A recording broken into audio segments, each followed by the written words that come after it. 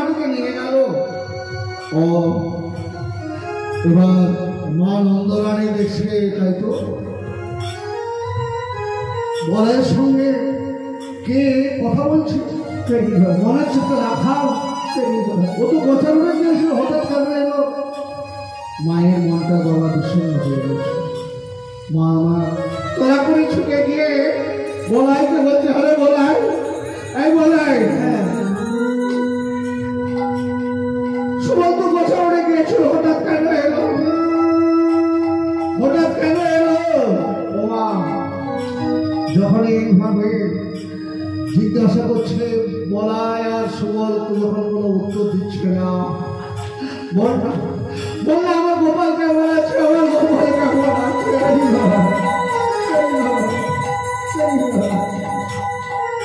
যখন গোপাল কেমন আছে, গোপাল কেমন আছে, তখন বলাই আর সুবল দুজনের মায়ের চরণ করে লুকিয়ে পড়ে বলে, মা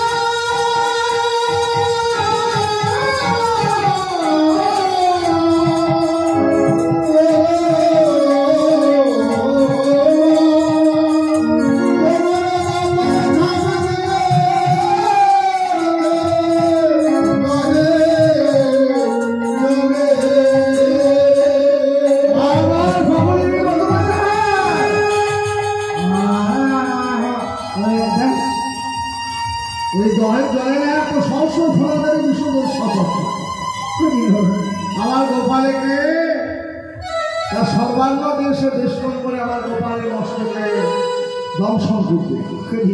আমি থাকবো তো তা হতে দেবো না, আমি যাব, আমি সেই জলের জলে ঝাঁপ দিয়ে ওই সাপটাকে বলবো যে তোমার যত বিস্কম্প আছে তুমি সব আমার অঙ্গে খেলো, আমার অঙ্গে তুমি দংশন করো, আমি কিছুতেই আমার গোপালের অঙ্গে দংশন করতে দেবো না।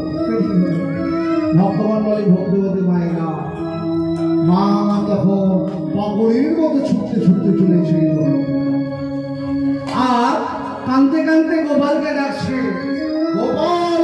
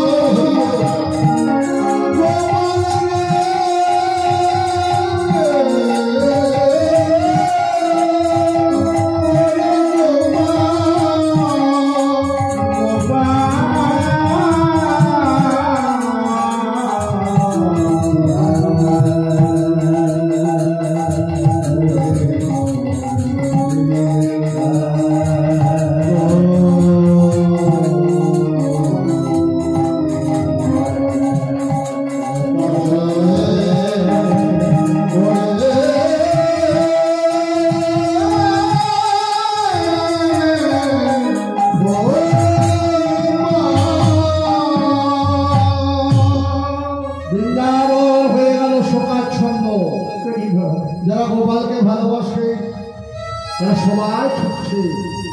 নন্দরাজ আচার কাছাড় খেতে খেতে যাচ্ছে। উপানন্দ, সানন্দ, অভিনন্দ সমস্ত গোপীরা সবাই কাতারে কাতারে ছুটছে জগের দিকে। কিন্তু এদের মায়ে যে বাবা খুব আনন্দ হয়েছে। ওমা কুটিরা এসে মাকে বলছে, ওমা একটা শুভ সংবাদ। কি হয়েছে?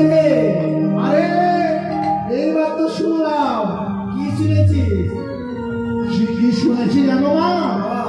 আমি শুনলাম আহা জলে ডুবে মরেছে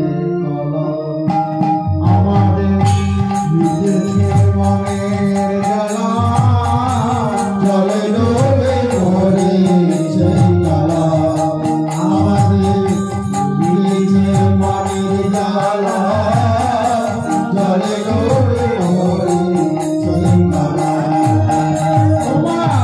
ডাকো দিয়ে চূড়া বাসে ভাসছে গো জলে, যে বাসে বাজায় মরা মজায়। ডাকো দিয়ে চূড়া বাসে ভাসছে গো জলে, যে বাসে বাজায় মরা মজায়। রাধার দফা দাদার মাথায় চাপালো লাগে ডালা, দাদার মাথায় চাপালো লাগে ডালা, জলে ডুবে মরেছে আমাদের মিটেছে মনের জ্বালা, জলে ডুবে মরেছে এমন সময় ললিতা এসে এইমাত্র রাধারানীকে বলেছে, শুনেছিস প্রাণ বধুয়ারে কি দয়া করে ছাপ দিয়েছে? তবে রাধারানী শ্বশুরকে বলছে, মা আমি কি যাব? আমাদের সঙ্গে তো ওদের একটা পারিবারিক সম্পর্ক আছে। আপনারা সবাই জানেন জটিলাগুড়ির ছিল 3টি মেয়ে আর 4টি ছেলে। জটিলাগুড়ির 3টি মেয়ে 4টি ছেলে, তার মধ্যে বড় মেয়ের নাম হচ্ছে যশোদা। তার ছেলে কৃষ্ণ একটা পারিবারিক সম্পর্ক আছে। মা আমি যাব? তখন কুটিলা বলছে, যাবে না, যাবে না রাধা, দেখো তার নাগরের দশা, আপনি ছেড়ে এসে কাঁদেবে যখন আমরা দেখবো তামাশা। যাবে না রাধা, গিয়ে দেখো নাগরের দশা,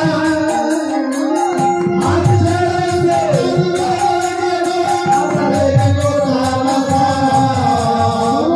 বাছুরি হারা গাভীর মতো, বাছুরি হারা। মায়েরা বাছুর যখন হারিয়ে যায় তখন গাভীর মধ্যে অবস্থা হয়। আপনারা নিশ্চয়ই জাতিতে আমরা হিন্দু, সবার বাড়িতে তো একটা দুটো করে গাভী আছে। এখন নাই, তবে একটা কথা এটা রাখা উচিত, কারণ আমাদের যে 6টা ধর্মের মধ্যে গরু পোষা আমাদের হিন্দুদের একটা ধর্ম। বলছে পাত্রে দান মতে কৃষ্ণে মাতা পিতুষ্য পূজন শ্রদ্ধা বলে গোলাঙ্গের আসন সরবেদ ধর্ম লক্ষণ। এই 6টাকে আশ্রয় করেছে আমাদের ধর্ম। তারপরে গরু সেবা পরিচর্যা করা আমাদের হিন্দুদের একটা ধর্মের মধ্যে পড়ছে। তাই বাছুর যখন গাভীর কাছ থেকে সরে যায় কিংবা বাছুরকে যদি গাভীরা দেখতে পায় তাদের যেমন অবস্থা হয়, কুটিলা বলছে রাধারানীর সেই অবস্থায় শুনব বাছুরি হারা গাভীর মতো বাছুরি হারা গাভীর মতো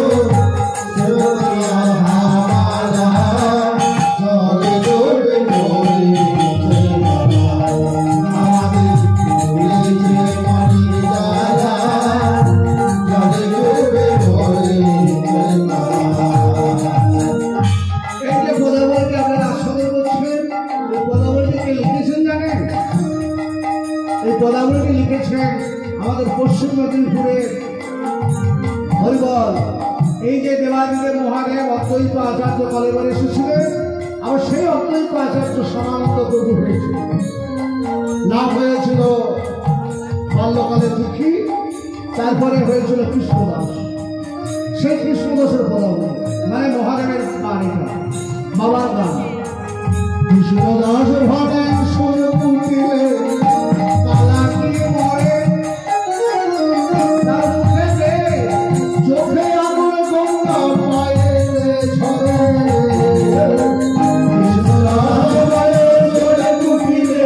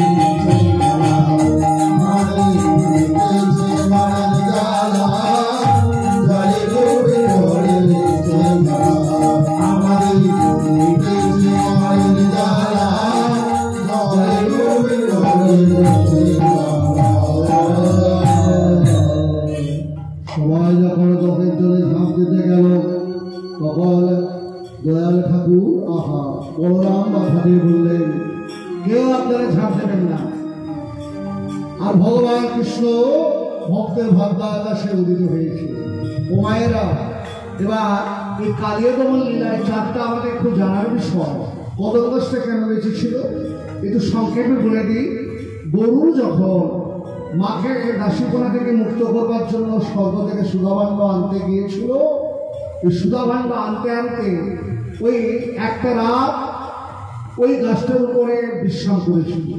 তাই ঘ্রাণের অর্ধ ভোজনান পাতায় পাতায় শিরায় শিরায় অমৃত শোষণ করেছিল ওই গাছটা। তাই কালিয়াকে বিশুদ্ধরা কোনো ক্ষতি করতে পারে না।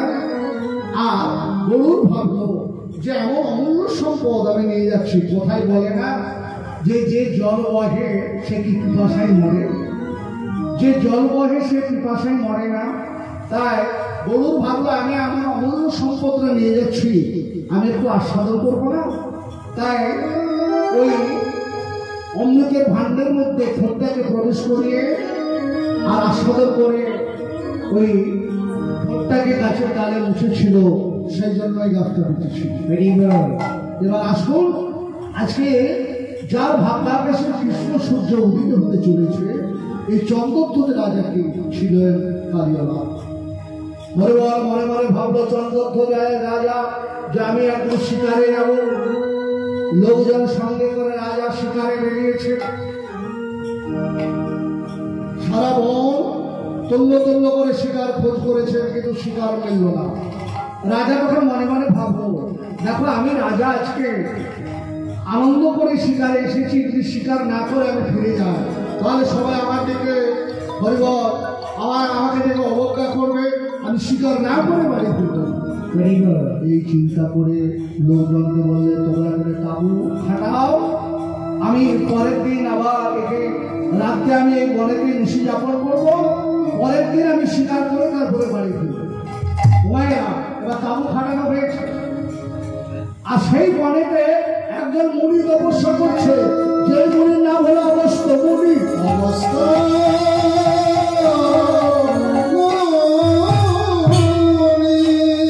মুনিবর ভাবলো, যদি আগামীকাল এই বনে রাজা শিকার করে, বনে ছুটাছুটি হবে, আমার সদন ভজনে বিঘাত করবে, তা রাজা যাতে পালিয়ে যায় এই তাবু নিয়ে আমাকে সেই ব্যবস্থাই করতে হবে। কি করলো জানেন? মুনিব তার গা থেকে এমন একটা দুর্গন্ধ ছড়িয়ে দিল, এমন একটা দুর্গন্ধ ভেসে আসছে। রাজা নাকে যখন এসে দুর্গন্ধটা প্রবেশ করেছে, কি হলো? আরে কোথা থেকে ভেসে আসছে এমন দুর্গন্ধ? রাজা তখন লোকজনকে আদেশ করলো, যাও, যদি কোনো প্রাণীর অঙ্গ থেকে ভেসে আসে সেই প্রাণীটাকে নিয়ে গিয়ে তোমরা দূর দূরান্তরে রেখে এসো। আর যদি কোনো মানুষ কিংবা যদি কোনো মুনি ঋষির অঙ্গ থেকে আসে, তাকে আগে অনুরোধ করবে এখান থেকে পালিয়ে যাবার, যদি না যায় জোর করে তোমরা অন্য বনে রেখে আসো। তোমার রাজার লোকজন তখন খোঁজ করতে করতে দেখে যে একজন মুনি তপস্যা করছে, সেই মুনির গা থেকে দুর্গন্ধ।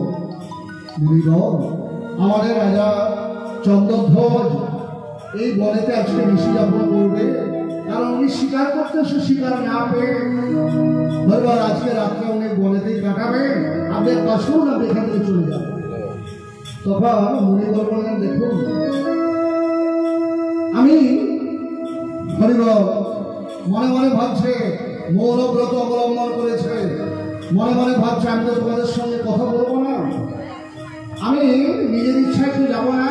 যখন কোনো উত্তর পাচ্ছে না মুনিবরের কাছ থেকে, রাজার আদেশে রাজার লোকজন কি করলেন না, সেই মুনিবরকে নিয়ে গিয়ে জোর করে অন্য বনে রেখে তখন ওই মুনিবর অভিশাপ দিয়েছে, শুনে যাও রাজার সহচরগণ, তোমাদের রাজা আমার সঙ্গে যে খলের মতো আচরণ করলো, আমি তাকে অভিশাপ দিলাম যে তাকে পুনরায় খল বংশে জন্মগ্রহণ করতে হবে,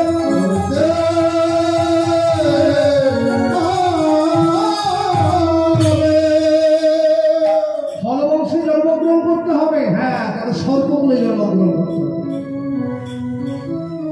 এবার রাজার লোকজন যখন ফিরে এসেছে, পরের দিন শিকার করে যখন রাজা প্রাসাদে ফিরেছে, এমন সময় দেখা গেল দেবশ্রী নারদের সঙ্গে।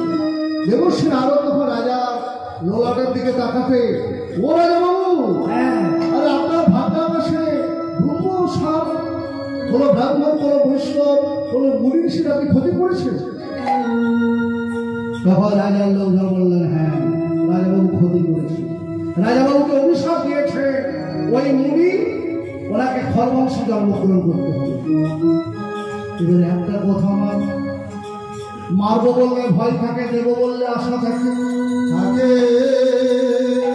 এবার ভয়ে ভীত হয়ে হরিবল নারদকে বলছে, কি করলে আমি অভিশাপ থেকে মুক্তি পাবো? তখন নারদ বললেন, দেখুন, মানস সরোবরে যে হংস বিচরণ করে, যে মানস সরোবর আমাদের ভারতের সঙ্গে চীনের একটা, আপনারা সবাই দেখেছেন, এই মানস সরোবর ভারত বলছে আমাদের আর চীন বলছে আমাদের। এই মানস সরোবর নিয়ে আমাদের ভারতের সঙ্গে চীনের একটা মতদ্বৈত চলছে, আগে চলেছিল, এখন আবার সেটা আরো বারো হয়ে গেছে। কারণ এইসব রাজনৈতিক সংঘর্ষগুলো না বলাই ভালো। বাবা পাকিস্তানকে চীনকে মদত যোগাচ্ছে, সেই জন্য ভারত একটু চীনের উপরে লাগান্বিত হয়ে গেছে। তাই বা এই ওই মানস সরোবরে যে হংস বিচরণ করে, সে হংসের একটাকে ধরে নিয়ে এসে আপনি যদি তাকে বধ করে তার মাংসগুলো আহার করতে পারেন, তাহলে আপনি অভিশাপ থেকে মুক্ত হবেন। এবার রাজা তখন দেবর্ষি নারদের কথা মতো মানস সরোবর থেকে একটা হংস, মানে একটা হাঁস যখন ধরে নিয়ে এসে তাকে বধ করতে গেল, ওই হংসটা দৈববান করে, কারণ নারদ জানে যে আমি তোমাকে মাংস খেতে বলেছি, কিন্তু মাংস তো তোমাকে খেতে হবে না, খেতে হবে না, ওই হংসই তোমাকে বলবে তুমি কি করে মুক্তি পাবো। তখন দৈববাণী করে হংস বলে বললেন, শোনো, আপনি যার কাছে অভিশপ্ত হয়েছে সেই মুনিবর যদি দয়া করে আপনাকে পাদত মানে চরণামৃত হরিবল দান করেন আর সেই চরণামৃত যদি আপনি পান করতে পারেন তাহলে আপনি অভিশাপ থেকে মুক্ত হবেন। বাবা রাজা প্রশ্ন করলো তিনি আছেন কোথায়? তিনি আছেন কাম্যবনে। কাম্যবন আপনারা অনেকে হয়তো গেছেন যে কাম্যবনে বাবা যুধিষ্ঠির, ভীম, অর্জুন, নকুল, সহদেবেরা অজ্ঞাতবাসে কাটিয়েছিল এই কাম্যবনে। ওখানে একটা অদ্ভুত জিনিস আপনারা দর্শন করে আসবেন, 84 থাম্বা। 84 থাম্বা এমনভাবে ঠান্ডা লেগে গিয়ে যেমন আমাদের দাদা ভাইদের এই যে পিলারগুলো দাঁড় করিয়েছে, এক একটা থাম্বা আপনি গনে বুঝিয়ে দিতে পারবেন 84 না, কখনো আমরা 83 হবে, কখনো 85 হবে, 84টা হবে। আমি আপনাদের আশীর্বাদে দর্শন করেছি, আমি এক কাজ করেছিলাম, আমি একবারে লিখে 1 থেকে 2 থেকে 3 এইভাবে লিখে থাম্বাগুলো গুনেছিলাম, আমারও ভুল হয়ে গেল। মানে একটা অভিশাপ দেওয়া আছে যে 84 থাম্বা হরিবল কেউ মনে 84টা ভক্তবান করতে পারবে না, হয় 85 হবে, তাহলে 83 হবে, 84টা হবে। লিখে এই কি একটা অদ্ভুত অলৌকিক ঘটনা। আমাকে যিনি নিয়ে গিয়েছিলেন তিনি বললেন যে দাদা ভাই, আমি বললাম না, আমিও তো যতক্ষণ 84 না হয় আমি কিন্তু এখান থেকে যাবো না। অনেক চেষ্টা করেছি কিন্তু আমি 84টা আর বলতে পারলাম না, ওই হয় 83 না 85। আর ওখানে দেখবেন যুধিষ্ঠির, ভীম, অর্জুনের জন্য 3টা সিংহে, 5টা ভাইয়ের জন্য 5টা সিংহাসন আজও সুন্দর করে সাজানো আছে। ওখানে অজ্ঞাতবাসে কাটিয়েছিল যখন পাশাপাশি হেরে গিয়েছিলেন পঞ্চপাণ্ডব। সেই কাম্যবনে তপস্যা করছেন অগস্ত্য মুনি। আর আপনি যদি তেনার কাছে পাদক পান করতে পারেন এবার মান অভিশাপ মুক্ত করবার জন্য রাজা চন্দ্রধ্বজ কেঁদে কেঁদে সেই মুনিবরের কাছে যখন যাচ্ছে, তখন মুনিবর জানতে পেরে কি করলেন, নিজের দেহটাকে গলিত মাংসপিণ্ড পুষ্ট লোকে নিজের দেহটাকে ভরিয়ে গিয়েছে, রক্তপুর ঝরে পড়ছে। রাজা যেইবার তো দেখেছে, মুনিবর আমি আপনাকে শপথ করছিলাম, আমাকে আপনি দয়া করে যদি চরণামৃত দেন। মুনিবর চরণামৃত দিল, কিন্তু পান করা অনুপযোগী, মানে পান করা সম্ভব নয়। গলিত মাংসপিণ্ড ক্লিনিকের বিচরণ করছে, পোকাগুলো কিলবিল কিলবিল করছে। আর যখনই নাকের কাছে নিয়ে আসছে তখনই গন্ধ, কি করে পান করবো? তাই মস্তকে ঠিকিয়ে দূরে নিক্ষেপ করলো।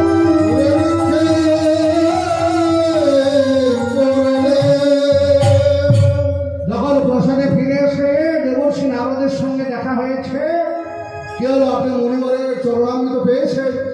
পেয়েছিলাম কিন্তু পান করতে পারিনি। মুনিবর আপনাকে পরীক্ষা করতে চেয়েছিল, আপনি যদি পান করতে অমৃত সম লাগলো। আপনি পেয়েও হারিয়ে ফেললেন। এই মুনিবরে চরণামৃত আপনি মস্তকে ঠিকেছেন বলে ভগবানের চরণ আপনি আপনার মস্তকে লাভ করবেন। সর্বসাধারণ জন্মগ্রহণ করতেই হবে। তবে এই যে মুনিবরে চরণামৃত আপনি মস্তকে ঠিকিয়েছে, ভগবানকে আপনার সেই প্রাসাদে আপনাকে যেতে হবে, আর আপনার চরণে আপনি ভগবানের পদরচনা করবেন। সেই কারণে ভগবানের কাছে যেতে হয়েছে ভক্তের কাছে। সেই চন্দ্রবংশের চন্দ্রধ্বজ রাজা আজকালীয় লাভ হয়েছে। মা যেই মাত্র সাপ দিয়েছে, চারি হস্ত জল উঠে উঠে